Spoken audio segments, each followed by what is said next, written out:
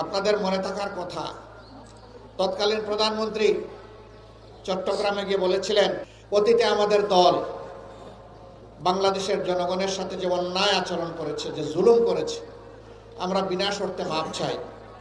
একটিবারের জন্য আমাদেরকে আপনারা ক্ষমতায় দিন, আমরা ভালো হয়ে গেছি, এখন দেশের জন্য ভালো কিছু করতে চাই। হাতে তসবিহ ছিল, মাথায় ঘুমটা ছিল।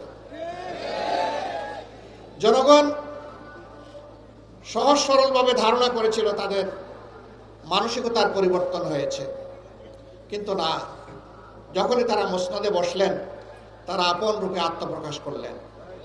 চট্টগ্রামের নেতাদেরকে তিরস্কার করে, একটা ঘটনাকে কেন্দ্র করে তোমরা কি হাতে চুড়ি পরে বসে আছো? তিনি ঘোষণা দিয়েছিলেন, আর যদি আমার দলের একটা মানুষকে হয় তাহলে তার বিনিময়ে 10টা লাশ ফেলে দিতে হবে।